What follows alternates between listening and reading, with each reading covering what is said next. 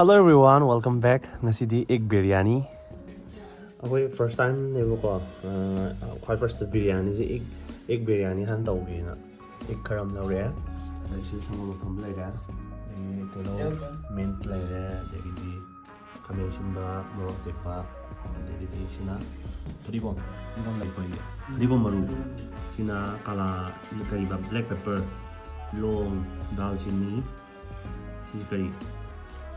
Bay leaf, tezpata, biryani masala ले रहे हैं, mix masala garam masala भी लाए, और जो thongba और सी, ऐसे ले रहे हैं ना, बासमती नहीं होगा,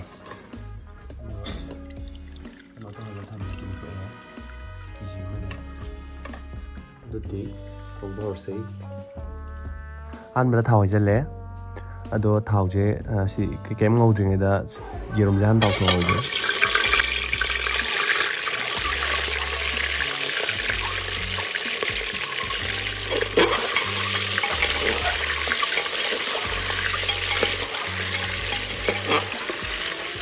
Đây có một chút hơi nữa mix powder. Đây có yang một chút gram một chút nữa.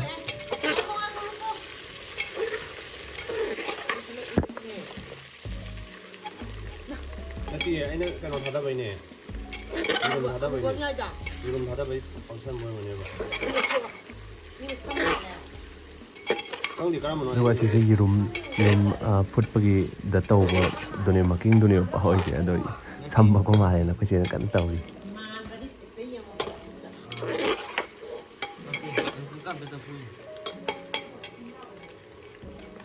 Misu boleh masain. Aduh, Yerumgi lokal le.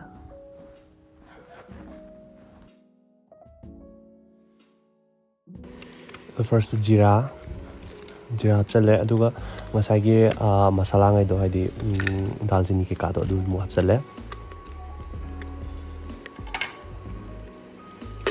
Aduh kita ot le. Aduh ka jise tilau jan hapsal la ni. Aduh ka kaino ngasai ki machu ke kahap ki bedo. Kaino ka mix powder ga machu kahap ki bedo. Tuzuna machu se.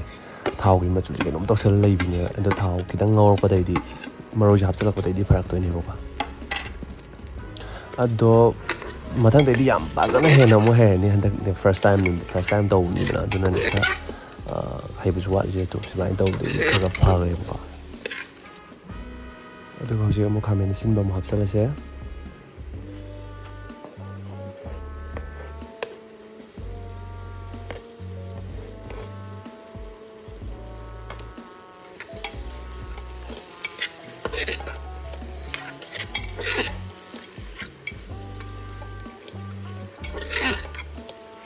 Duga sina dhania powder do phadikom maru do duga sisina kaino le garam masala mane garam masala ju hapsal le do moroti ka hapsal le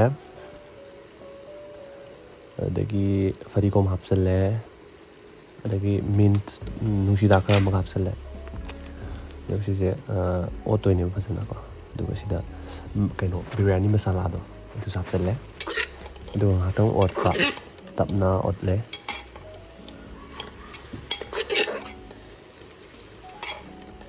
Hojii mo kaino mo hapsal se, sango pamba mo hapsal se.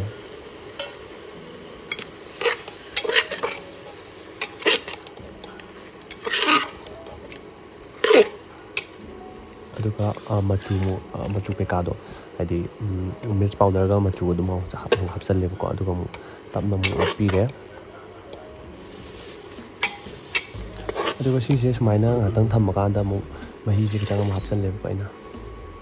May hapsal kan sida makhum do khummaga ngaktang kaino tor thamdone bhadi habet sawat hanba ko mai khubjalaga habet sawat hanla thamme aduga smain tu mai kharang sawre ba ko saw kan sida ngasai gi yerum jing do toina hapsal la se smaina yerum hapsal ani aduga ngasai aina cheng ting na thamgi ba cheng do basmati rice do du do hapsan doine ba ko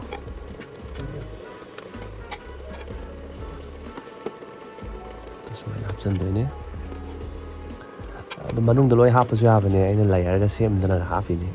ꯑꯍꯥꯟꯕꯁꯨ ꯇꯧꯕꯅꯤ ꯑꯗꯣ ꯃꯤ ꯁꯨꯝ ꯌꯨꯇ꯭ꯌꯨꯕꯇ ꯑꯇꯣꯞꯄꯗ ꯇꯧꯕꯁꯤꯡꯗꯣ ꯌꯦꯡꯉꯒ ꯇꯧꯔꯛꯏꯅꯦꯕꯀꯣ ꯑꯩꯁꯦ ꯑꯩꯅ ꯌꯥꯝ ꯍꯩꯗꯅ ꯇꯧꯕꯁꯨ ꯅꯠꯇꯦ ꯍꯥꯏꯕ ꯍꯥꯏꯗꯤ ꯁꯨꯝ ꯇꯝꯕꯁꯨ ꯍꯩꯕꯁꯨ ꯐꯩꯗꯅꯀꯣ ꯑꯗꯨꯒꯤ ꯆꯥꯅꯤꯡꯕꯗꯣ ꯌꯨꯝꯗ ꯇꯧꯕꯒꯤ ꯃꯍꯥꯎꯁꯤ ꯇꯣꯉꯥꯟꯕꯅꯦꯕ ꯑꯗꯨ ꯁꯨꯃꯥꯏꯅ ꯍꯥꯞꯆꯤꯜꯂꯦ ꯑꯗꯨꯒ ꯃꯊꯛꯇ ꯑꯃꯨꯛꯁꯨ ꯆꯦꯡꯉꯩꯁꯦ ꯑꯃꯨꯛꯁꯨ ꯍꯥꯞꯆꯤꯜꯂꯦꯕꯀꯣ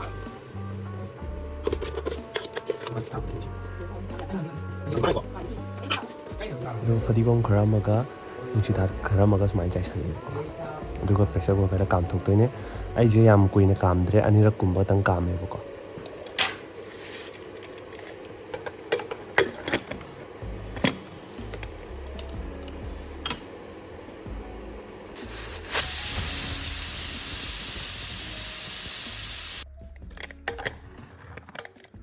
ꯑꯗꯨꯒ ꯍꯥꯡꯇꯣꯛꯄꯗ ꯁꯤ ꯐꯤꯕꯝꯁꯦ ꯂꯩꯔꯝꯃꯦ ꯑꯁꯤꯁꯦ ꯑꯣꯏꯔꯦ ꯍꯧꯖꯤꯛ ꯌꯥꯝ ꯐꯖꯅ ꯑꯣꯏꯔꯦ ꯑꯗꯣ ꯑꯍꯥꯟꯕ ꯇꯧꯕꯅꯦꯕꯀꯣ ꯑꯗꯨꯁꯨ ꯌꯥꯝ ꯐꯖꯅ ꯑꯣꯏꯔꯝꯃꯦ ꯌꯥꯝ ꯍꯔꯥꯎꯔꯦ ꯑꯩꯁꯨ ꯑꯗꯨꯒꯅꯦ ꯌꯥꯝ ꯅꯣꯛꯅꯤꯡꯕ ꯑꯃꯅꯅꯦ ꯊꯨꯝ ꯌꯥꯎꯔꯝꯗ꯭ꯔꯤꯅꯦ ꯈꯤꯇꯪꯗꯤ ꯀꯥꯁꯜꯂꯦꯕ ꯑꯩꯁꯨ ꯃꯍꯤꯁꯦ ꯈꯤꯇꯪꯗꯤ ꯋꯥꯠꯄ ꯃꯥꯜꯂꯦ ꯑꯗꯨꯕꯨ ꯑꯣꯏꯔꯦ ꯑꯗꯣ ꯁꯨꯃꯥꯏꯅ ꯒꯥꯔꯅꯤꯁ ꯇꯧꯔꯦ ꯑꯗꯨꯒ ꯃꯕꯥꯅꯤꯒꯤ ꯆꯥꯕ ꯚꯤꯗꯤꯑꯣꯗꯨꯗꯤꯀꯣ ꯃꯕꯥꯅꯤ ꯆꯦꯅꯦꯜꯗ ꯑꯗꯨꯝ ꯌꯥꯎꯔꯕꯅꯦ ꯑꯗꯣ ꯑꯩ ꯃꯕꯥꯅꯤꯒꯤ ꯂꯤꯡꯛꯇꯣ ꯗꯤꯁꯀ꯭ꯔꯤꯞꯁꯟꯗꯁꯨ ꯍꯥꯞꯄꯝꯃꯒꯦ ꯑꯗꯨꯒ ꯂꯣꯏꯁꯤꯜꯂꯒꯦ ꯉꯁꯤꯒꯤꯗꯤ ꯑꯗꯣ ꯃꯊꯪꯒꯤ ꯚꯤꯗꯤꯑꯣꯗ ꯑꯃꯨꯛ ꯎꯅꯔꯁꯦ ꯉꯁꯤꯒꯤꯗꯤ ꯁ꯭ꯋꯥꯏꯁꯤꯗ ꯂꯣꯏꯁꯤꯟꯖꯔꯒꯦ ꯑꯣꯀꯦ ꯕꯥꯏ